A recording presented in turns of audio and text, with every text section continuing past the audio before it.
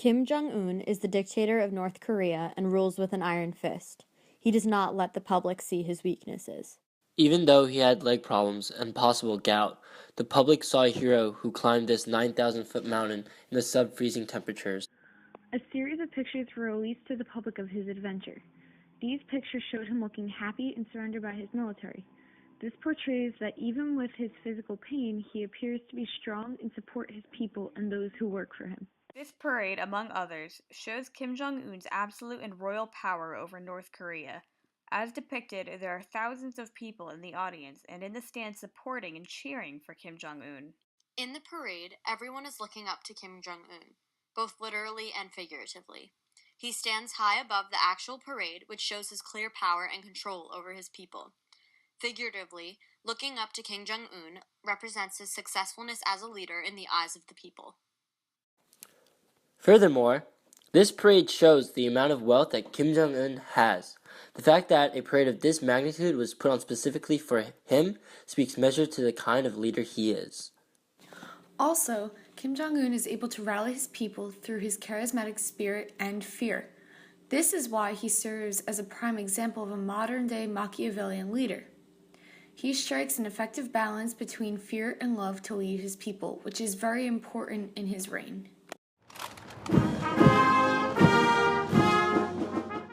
A Machiavellian characteristic that Putin clearly possesses is wealth. He is rumored to be among the world's wealthiest men, with an oil-fed fortune worth tens of billions of dollars. Putin is in part successful because he promised change and delivered on that promise by bringing much-needed stability and nationalism to the country. This is Machiavellian of Putin since he is giving people what they want, and with that comes their support. Also, with the rise of nationalism comes a better state. The betterment of the state was the number one priority for the prince. Machiavelli stresses that all leaders need to be like a lion and a fox, strong and cunning. Vladimir Putin is both a lion and a fox in the way he rules his country. Putin manages to be ruthless and cunning, which allows him to be successful in his rule. This is crucial to his reign in power because it allows him to essentially do whatever he wants and get away with it because he makes his people think that what he does is going to benefit them. Being like the fox and acting upon the fox's instinct is one of Putin's specialties because he always seems to be a couple steps ahead of everyone else and is ready to lay down the law. Robert Mugabe is the last example of a Machiavellian leader that we will be talking about.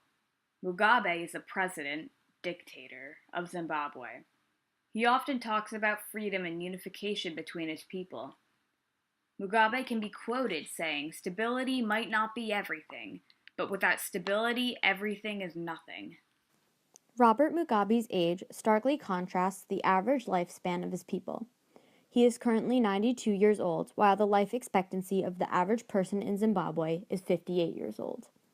As he put it at the African Union conference last month, quote, "I will be there until God says come, but long as I am alive, I will head the country, forward ever, backwards never."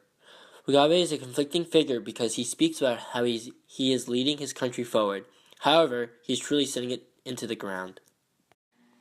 Mugabe's biggest accomplishment to his country could be seen as unifying the black majority and, on the other hand, outcasting the white minority. This is seen through his policies where he wrecks the farming industry for white farmers, which is detrimental to the economy in his country. Zimbabwe is one of Africa's most bountiful countries with natural resources. However, these natural resources are not harvested and taken advantage of because of his strict policies that hinder the growth of his country.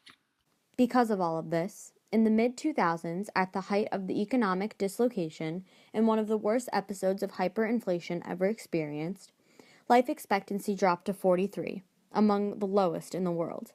While Mugabe unites the black people of his nation, he discriminates against the white minority. This discrimination caused major harm to the economy of Zimbabwe. Because of his policies, he created a nation with a low life expectancy rate and a bad economy, as well as a country who does not take advantage of their natural resources. This absolute ruler is one that hurts his country but fools his people into thinking that he is there leading them towards a better life.